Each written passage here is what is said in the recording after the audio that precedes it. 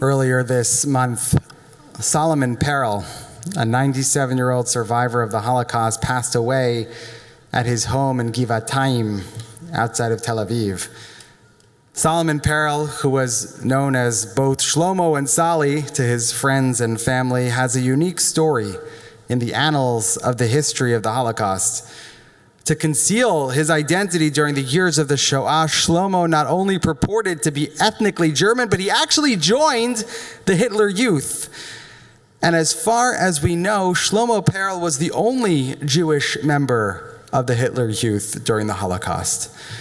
In his obituary in the New York Times, a representative from Yad Vashem, the Holocaust Museum in Jerusalem, said that, of course, we are aware of Jews using false papers and presenting themselves as non-Jews during the Holocaust. But to be in the heart of the lion's den, under that level of scrutiny at all times, put Shlomo in a unique and very rare position, unlike any other survivor that we know of. To escape Nazi oppression, Shlomo's family moved from Germany to Poland in 1936, but following the German invasion of Poland in 1939, they were forced into the Lodz ghetto. And Shlomo fled the ghetto later that year without his parents. And as he departed from the ghetto, his parents said two things to him. His father said, "Shlomole, no matter what happens, always remain a Jew. Always believe in God, because if you do, God will always be there to protect you. Al tishkach mi ata, never forget who you are." And his mother added just one thing to that before he departed. She said, "Lech Shlomole, lech, ki elecha lichyot." Go, Shlomo, go, for you must live. And when Shlomo was later captured by the Nazis in a field near Minsk, he was asked the question, "Are you Jewish?" And he knew that if he said yes to that question, he would be executed immediately.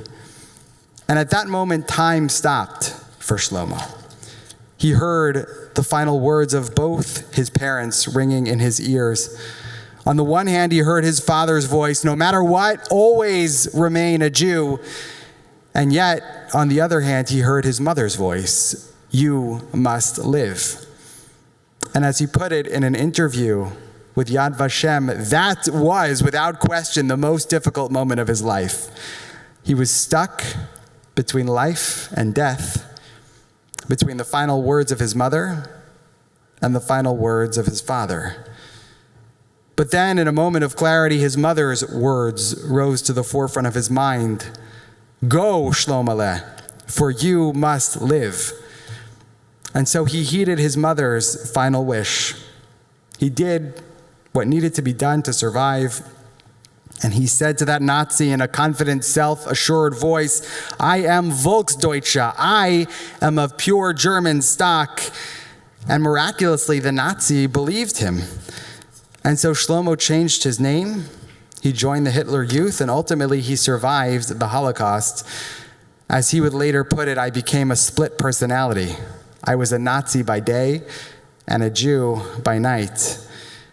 And yet, for the rest of his life, he felt deep guilt, even shame, for what he had done. As he wrote in his autobiography, "Did I really have the right to compare myself to other survivors of the Holocaust? To place my memories on the same level as theirs? Did I have the right to compare myself to the inmates of concentration camps and ghettos? They were the true heroes. Their suffering brought them to the edge of human endurance, and yet with their last ounce of strength, they succeeded in retaining their Jewish identities.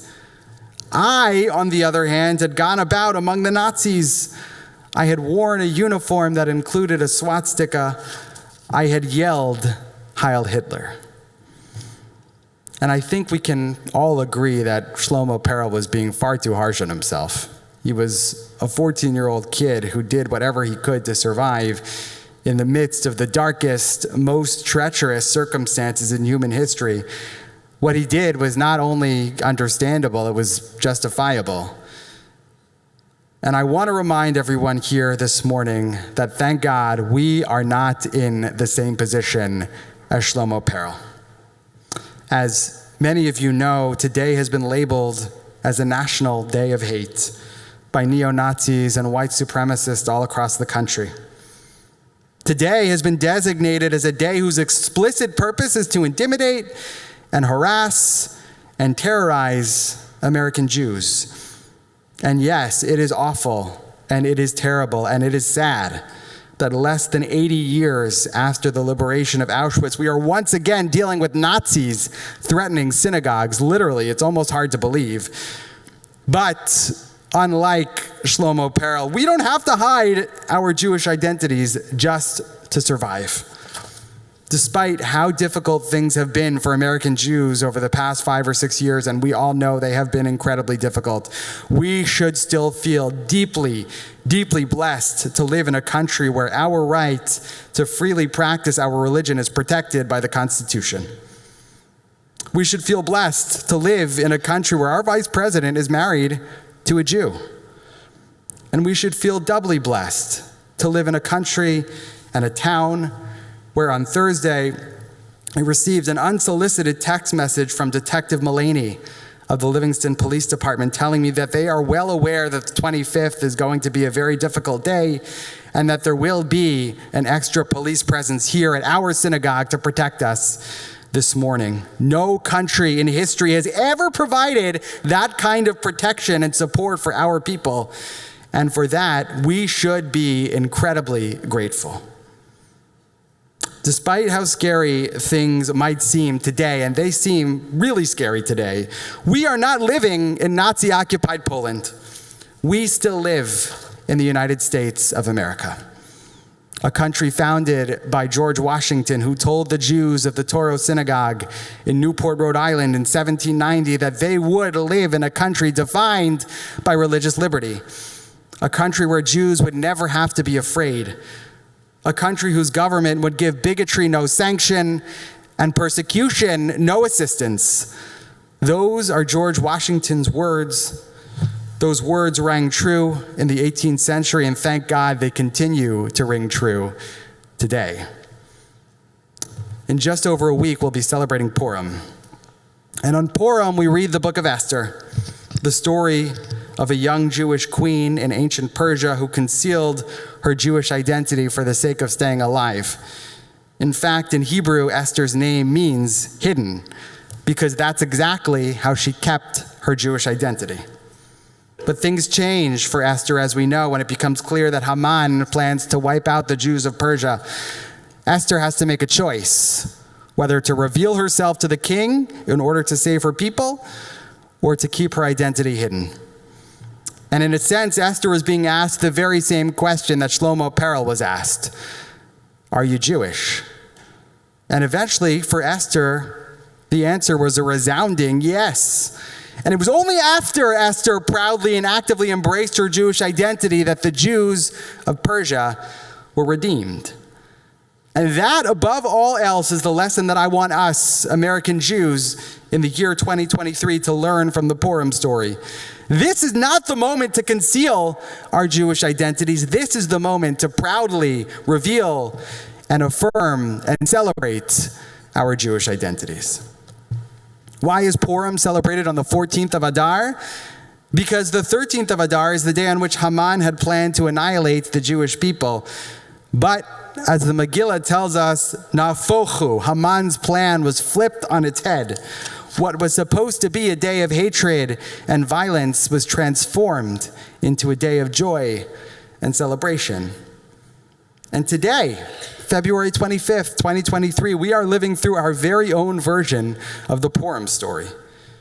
Just like Haman and Shushan, our enemies selected this day as a day to be defined by hatred and violence and fear for the Jewish people. But just like our ancestors in Shushan, we are flipping this day on its head.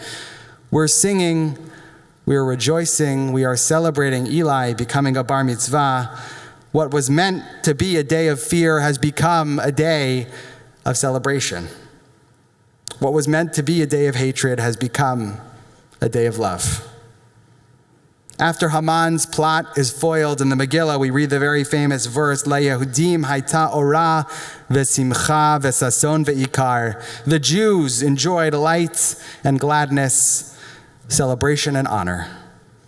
And we recite those words every week during Havdalah at the conclusion of Shabbat, because those words serve as a perennial reminder that Haman couldn't take away our light.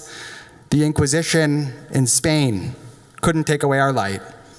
Hitler couldn't take away our light, because despite the best efforts of those who seek to destroy us, the Jewish people will always be defined by orah, v'simcha, v'sason, v'ikar, by light, by gladness, by celebration, and by honor. And let us all say, Amen. We rise for Chatzi Kaddish, page 428.